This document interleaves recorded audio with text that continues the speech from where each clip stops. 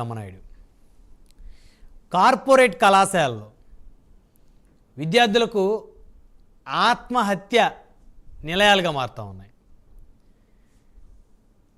గుంటూరు నగరంలో శ్రీ చైతన్య జూనియర్ కాలేజీలో విద్యార్థిని ఆత్మహత్య ఘటన మరొక ఘటన గుంటూరు జిల్లా ఐనవోలు విట్ ఇంజనీరింగ్ కాలేజీలో బీటెక్ సెకండ్ ఇయర్ సిఎస్సి చదువుతున్నటువంటి సాయి శ్రియ అనేటువంటి విద్యార్థిని ఈ నెల 17వ తారీఖున ఆత్మహత్య చేసుకుంది. అయితే ఆత్మహత్య చేసుకున్న వెంటనే తల్లిదండ్రులకి కాలేజీ యాజమాన్యం ఎలాంటి సమాచారం ఇవ్వకుండా మార్చురీకి తరలించిన తర్వాత పోస్ట్ మార్టం తర్వాత మార్చురీకి తరలించిన తర్వాత తల్లిదండ్రులకు సమాచారం ఇచ్చారు. అంటే 24 గంటల తర్వాత.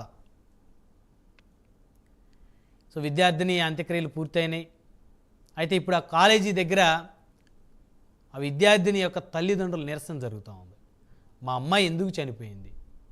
చక్కగా చలాకీగా ఉండేటువంటి అమ్మాయి, చాలా తెలివిగా ఉండేటువంటి అమ్మాయి చనిపోవటానికి కారణాలు ఏంటి? ఎందుకంటే ఏ తల్లిదండ్రులైనా ఫస్ట్ షాక్కు గురయ్యారు వాళ్ళు.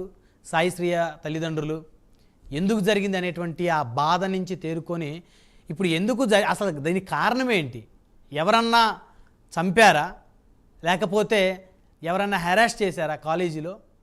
కాలేజీ యాజమాన్యం కానీ, లేకపోతే అధ్యాపకులు కానీ, లేకపోతే తోటి విద్యార్థులు కానీ ఎవరన్నా ర్యాగింగ్ వల్ల లేకపోతే హెరాస్మెంట్ వల్ల అమ్మాయి చనిపోయిందా, అసలు ఏంటి అని తెలుసుకోవాలనేటువంటి ఉద్దేశంతో ఆ కాలేజీకి ఆ తల్లిదండ్రులు ఇద్దరూ కూడా అయిన వాళ్ళు విట్టు కాలేజీకి వచ్చి వీసీని వైస్ ఛాన్సలర్ని కలవాలనేటువంటి రిక్వెస్ట్ చేస్తే ఆ తల్లిదండ్రుల్ని గెంటేశారు బయటికి.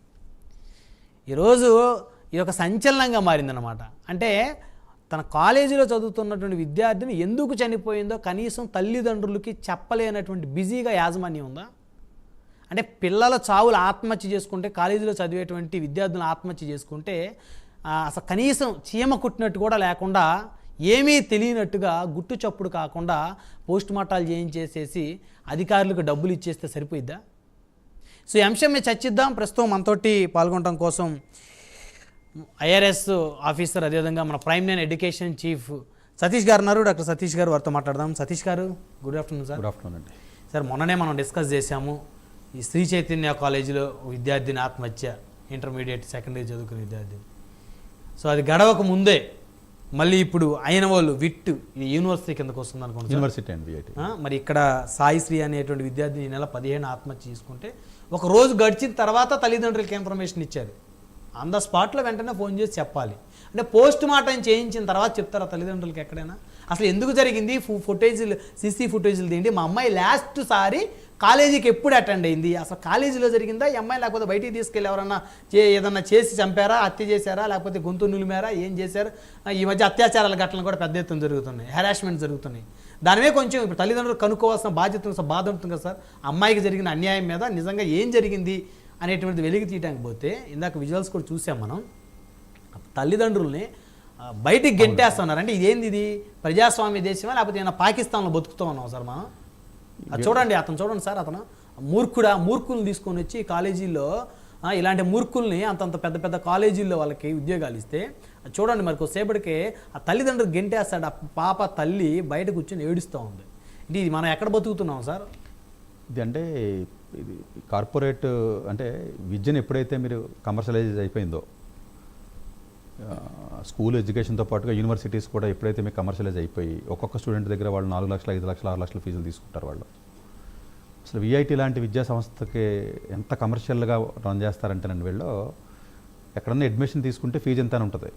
వీళ్ళు ఎలా ఉంటుందంటే కేటగిరీ 1, 2, 3, 4, 5 ఉంటుందండి, ఎక్కడ ఉండదండి ఇండియాలో. అంటే ఏంటి, మీకు ఒక కేటగిరీలో ₹1,00,000 ఫీజు, మీకు ర్యాంక్ ఒక రకంగా 2 లక్షలు, 5 లక్షలు, 6 లక్షల, సంవత్సరానికి ఇలా 6 లక్షలు, 7 లక్షలు చొప్పున తీసుకుంటారు. తీసుకుని కంప్లీట్గా వాళ్ళు ఒక్క వెల్లూరులో ఉన్న క్యాంపస్ని దేశవ్యాప్తంగా వ్యాపింపజేశారు వీళ్ళు. చెన్నైలో ఒక క్యాంపస్ అని, లేకపోతే ఇట్లా రకరకాల భూపాలని, లేకపోతే ఆంధ్రప్రదేశ్ అని ఇట్లా పెట్టుకుంటూ వచ్చారు. వీళ్ళ మెకానిజం ఎలా ఉంటుందంటేనంటే చాలా వెరీ హైలీ ఇన్ఫ్లుయెన్స్డ్ పీపుల్ అండి వీళ్ళు. దే ఆర్ వెరీ హైలీ, చాలా ఇన్ఫ్లుయెన్స్ ఉంటారు. రాజకీయ నాయకులు, అధికారులు కాదండి, డైరెక్ట్ పొలిటికల్గా టచ్ ఉన్న వాళ్ళు అండి, చిన్నోళ్ళు ఏం కాదండి వీళ్ళు. ఇప్పుడు ఇక్కడ ఉన్నటువంటి జగన్మోహన్ రెడ్డి గారి టైంలోనూ ఇప్పుడు తర్వాత వచ్చిన ఇప్పుడు వైస్ ఛాన్సలర్ ఒక ఆయన ఉంటారండి, ఒక ఆయన. సో అక్కడ చూడండి సార్, ఆ భద్రతా సిబ్బంది చూడండి, తల్లిదండ్రులు, ఆ పాప తల్లిదండ్రుల్ని ఎంత దారుణంగా, అంటే వాళ్ళు ఏదో దొంగల్లాగా వాళ్ళని బయట మీకు అక్కడ డెఫినెట్గానండి, ఇందులో డౌటే లేదండి. సస్పెక్షన్ కాదండి, మీకు ట్రాన్స్పరెంట్గా ఆ అమ్మాయికి ఏదైనా హెల్త్ ప్రాబ్లమ్స్ లేదా అదర్ పర్సనల్ ప్రాబ్లమ్స్ నిజంగా అమ్మాయి సూసైడ్ చేసుకుంటే యాజమాన్యం భయపడాల్సిన అవసరం లేదు. ఎందుకు వాళ్ళకేం భయం? మీ అమ్మాయి ఇది తన వ్యక్తిగత కారణాల వల్ల సూసైడ్ చేసుకుందా సార్, సూసైడ్ చేసుకుందా లేకపోతే వీళ్ళు ఏమైనా చేశారనే అనుమానాలు కూడా పేరెంట్స్ కాదండి. ఇప్పుడు అసలు ఆ అమ్మాయి కాలేజీకి ఎన్ని రోజుల నుంచి ఆ అమ్మాయి వెళ్ళట్లేదు, వెళ్ళకపోతే ఆ అమ్మాయి అసలు హాస్టల్లో ఉంటుందా లేదా, ఈ బేసిక్ ఇన్ఫర్మేషన్ ఏదైతే ఉందో ఇది కూడా ఇవ్వట్లేదు అంటే ఇది వేరే రకంగా మనం ఆలోచించాల్సిన అవసరం కూడా ఉంది కదా. ఖచ్చితంగా వాళ్ళు ఏదో చేసి ఉంటారని ఆలోచిస్తారు అంతే కదండి. ఇప్పుడు వాళ్ళు అడిగిన బేసిక్ క్వశ్చన్స్ ఏంటి, పేరెంట్స్ అడిగినాయి, మా అమ్మాయి లాస్ట్ టైం ఎప్పుడు వచ్చింది, కాలేజీ అటెండెన్స్ ఇవ్వండి, హాస్టల్లో ఉన్న పరిస్థితి ఏంటి అడుగుతున్నారు, సీసీ ఫుటేజ్ ఇవ్వండి, కాలేజీకి వచ్చినా లేదా హాస్టల్కి వచ్చినా మెస్కి వెళ్ళినా అన్ని సీసీ ఫుటేజ్ ఉంటుంది కదా, సీసీ ఫుటేజ్ ఇవ్వండి అంటున్నారు. ఇదేవి చిన్న చిన్న ఏదో స్కూల్ కాదు, ఇది పెద్ద యూనివర్సిటీ, చిన్నోళ్ళు ఏం కాదు, ఆల్మోస్ట్ అన్నీ కూడా చాలా పగడబందీగా సీసీ ఫుటేజ్ ఉంటుందండి. జస్ట్ లైక్ ఏదో స్టేట్ కాలేజీ ఏదో ఎంసెట్ కాలేజీ ఏదో లోకల్ అయితే అంత ఫెసిలిటీస్ ఉండకపోవచ్చు ఉంటాయి. అసలు వీసీ మాట్లాడడానికి కూడా పర్మిషన్ ఇవ్వట్లేదు అంటే సంథింగ్ ఈజ్ రాంగ్. మరి రాంగ్. ఇప్పుడు అంతకుముందు కూడా చైతన్య కాలేజీ జూనియర్ కాలేజీలో ఏదైతే జరిగిన అమ్మాయి గురించి మనం మాట్లాడుకున్నాము, అవును, అది కూడా క్లాసులు రన్ చేసేసారు, గుట్టు చప్పుడు కాకుండా బాడీని పంపించేశారు, అసలు ఏం జరగనట్టే గప్ చిప్పుకున్నారు. ఇక్కడ ఏం చేశారు వీళ్ళు తెలియగాను, బాడీ ఇవ్వకుండా పేరెంట్స్కి పోస్ట్ మార్టంకి పంపించారు. అసలు పోస్ట్ మార్టంకి పంపించడం ఏంటి, బాడీని ముందు పేరెంట్స్కి ఇన్ఫార్మ్ చేసిన తర్వాత, పేరెంట్స్ వచ్చిన తర్వాత పోస్ట్ మార్టంకి వాళ్ళకేం రైట్ ఉంటుంది సతీష్ గారు, పోస్ట్ మార్టంకి పంపించేసి బాడీని ఇచ్చి వెళ్ళిపోమన్నారు. జస్ట్ ఇంకేం లేదండి, డిస్కషన్ లేదు అసలు అక్కడ. కానీ వాళ్ళు ఎవడన్నా మాట్లాడినా కూడా చూడండి ఎంతమంది సెక్యూరిటీ, ఒకసారి చూడండి ఆ విజువల్ చూడండి ఒకసారి. పాపం విద్యార్థి సంఘాలు ధర్నా చేస్తున్నారు, తల్లిదండ్రులకు న్యాయం జరగాలి, ఆ పాపకి ఏం జరిగింది, ఎందుకు ఆత్మహత్య చేసుకుంది, అసలు ఆత్మహత్య చేసుకుందా లేకపోతే వీళ్ళు ఏమన్నా చేసి ఆత్మహత్యగా చిత్రీకరించి ఆ పోస్ట్ మార్టం మేనేజ్ చేశారనే అనుమానాలు వాళ్ళు. నిజంగా ఎగ్జామినేషన్ స్ట్రెస్ వల్ల కానీ, హెల్త్ ఇష్యూస్ వల్ల కానీ, వేరే పర్సనల్ ఇష్యూస్ వల్ల ఏదైనా జరుగుంటే, ఆత్మహత్య ఏదైనా జరుగుంటే అది బయటకు వచ్చినా తప్పేం లేదు, మేనేజ్మెంట్ చెప్పొచ్చు, అది చెప్పాలి కదా, చెప్పొచ్చు. ఇదే కాదండి, చాలా చాలా సందర్భాల్లో ఈ పర్టికులర్గా ఉన్నటువంటి యూనివర్సిటీస్ ఏవైతే మీకు ఉంటున్నాయో, ఇంతకుముందు కేఎల్ యూనివర్సిటీలో కూడా పైనుంచి దూకి చచ్చిపోయి ఉన్నారండి గుంటూరులో. ఏం చేస్తున్నారంటే తెలిసిన వీళ్ళు పేరెంట్స్ని పిలవడం, ఓ 10 లక్షలు 20 లక్షలు ఇవ్వడం, పోలీస్ స్టేషన్లో కేసు లేకుండా చేయడం, మాఫీ చేయడం, మళ్ళీ క్లాసులు రన్ చేయడం. మీకు ఎవ్రీ ఇయర్ కూడా కేఎల్ యూనివర్సిటీలో కూడా 2-3 జరుగుతూనే ఉంటాయి నాకు తెలుసు. ఈ కాలేజీలో కూడా విఐటీలో కూడా ఇప్పుడు బయటకు వస్తుంటే ఇప్పుడు మీడియా ఉంది కాబట్టి ఎవరో తెలిసింది కాబట్టి మాట్లాడుతున్నాం, ఇది ఎక్కువ వార్త మీకు కనపడదు మీకు. అదే ఇప్పుడు ఇది బయటికి రాకపోతే తెలీదు, వాళ్ళ తల్లిదండ్రులను కూడా కొట్టి పంపించేవాళ్ళు, మీ సంగతి తేలుస్తామో మీరు ఎక్కడి నుంచి వెళ్ళిపోకపోతే మిమ్మల్ని కదలనివ్వని బెదిరించే లోకల్గా ఎవరో ఒకరితోటి భయపెట్టి పంపించేవాళ్ళు. ఇప్పుడు కూడా మీకు పొలిటికల్గా వాళ్ళు వేరే రకంగా అడ్జస్ట్ వేరే మాట్లాడడం కానీ ఇంకోటి జరుగుతూ ఉంటుందంటే ఈ పార్టీ వాళ్ళు సెట్ చేసుకొని అంటే ఇది కానీ అంటే వైఎస్ఆర్సీపీ గవర్నమెంట్ ఉంటే అసలు ఇప్పుడు కూడా బయట రాకున్నది. ఎందుకంటే వైస్ ఛాన్సలర్ వీళ్ళందరూ కూడా దానికి సంబంధించిన మనుషుల తర్వాత మార్చుకున్నారు వాళ్ళు. యాక్చువల్గా ఇది విట్ కాలేజ్ వాళ్ళు అండి, ఇది పూర్తి కమర్షియల్ ఇన్స్టిట్యూట్ అండి ఇది యాక్చువల్గా. కాదండి, ఎన్నో విశ్వనాథన్ అని ఒక ఆయన ఉంటారండి, తెలుగు ఆయన, తమిళనాడు బట్ తెలుగు వాళ్ళు బ్యాక్గ్రౌండే ఉన్నదండి. యాక్చువల్గానండి వీళ్ళు చాలా సందర్భాలు ఎడ్యుకేషన్ ఎపిసోడ్స్లో కూడా మేము చాలామంది విద్యార్థులు డీమ్డ్ యూనివర్సిటీస్కి వెళ్ళొద్దని చెప్తున్నాం. క్వాలిటీ ఆఫ్ ఎడ్యుకేషన్ సరిగ్గా ఉండదు, ఓన్లీ బిల్డింగ్లు చూసి లేకపోతే గోడలు చూసి లేదా గ్రాస్ చూసి వెళ్ళిపోతున్నారో వెళ్ళొద్దని చెప్తూ ఉంటాం మేము.